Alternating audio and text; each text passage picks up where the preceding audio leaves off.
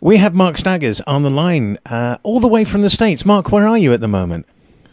I live just outside of Washington, D.C. Wow. What's it like over in Washington? In the UK, it's pretty horrible. Here, we've just got rain, but what's it like in Washington? Actually, it's been freezing cold. We've only managed to get into the 20s when you add the wind chill factor, and sometimes colder than that. So it's been pretty cold since the beginning of the new year. Oh, no. It's supposed to be warming up. Now, we've been playing a couple of tracks off your album. The music is absolutely beautiful. I mean, it's a really, really nice sort of smooth jazz blend with some really great R&B. Whatever got you into that particular style of music? Well, it's the kind of music that I grew up with, Lee.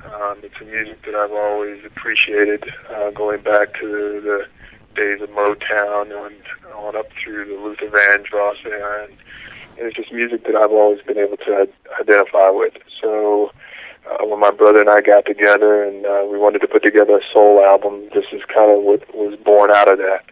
So we're excited about it and just really appreciate the great feedback we've been getting. That's good. Now, your brother Reggie, he's quite heavily involved in this particular project, isn't he? Yeah, he actually did all the music.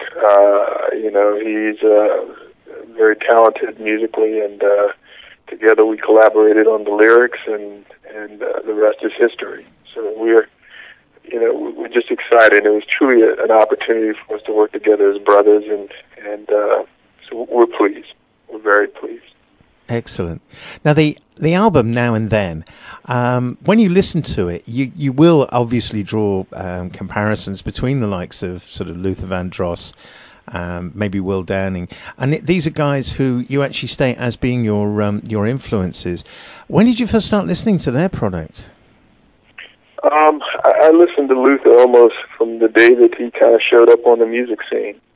His voice, he and Will just have such a distinctive sound that, it was different than anything else that I had ever heard. It was different. He kind of broke the mold when it came in terms of taking songs and making them his own.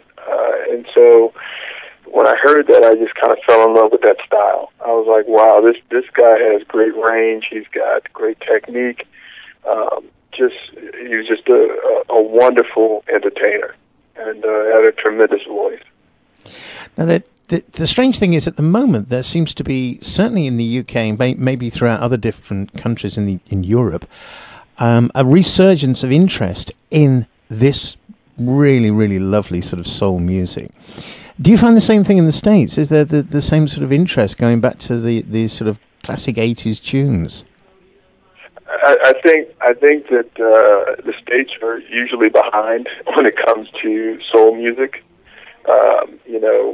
That the UK and other European countries and other places have always embraced that soulful sound.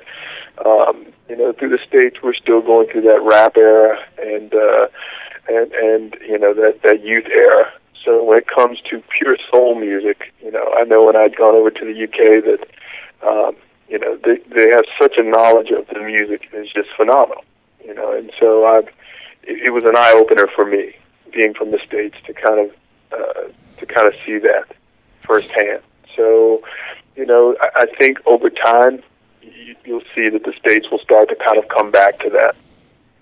Yeah, I think you will, because the great thing is, I mean, when you're driving, when you're cruising in a car, I mean, Peter, who's had you as his Artist of the Week this week, and I were talking earlier on, and we were saying about cruising down somewhere like a Miami freeway or something, one arm out the window and the other one on the wheel. This is the sort of music that you're going to have playing. And I think a lot of people do relate to that. They do relate to it as a sort of, not chilled out, but a way of relaxing. Yeah, and that's kind of the idea. I mean, that was the thought was, and that's how we kind of came up with the title Then and Now. Because we wanted to do some music that was kind of a throwback to the yesteryears, when you kind of had that soulful, just music that you could listen to and just really just kind of vibe with, if you will. And then some other tunes that were a little bit more current in terms of the performance. But the idea was to kind of really give that old school blend that people could. My brother called it food for the ears, if you will, or home cooking for the ears. You know, I mean, you kind of go back to your roots, and you kind of come up with that sound that people say, "Wow, you know, that's familiar." You know, it's something that people can relate to. So you know, if we were able to get people to kind of have that thought, then we were successful in what our strategy was for the CD. I love that idea. Home cooking for the ears. That's nice. Yeah, I like that. Yeah, so you know, I know it was comfort food for the ears is what he called it. So.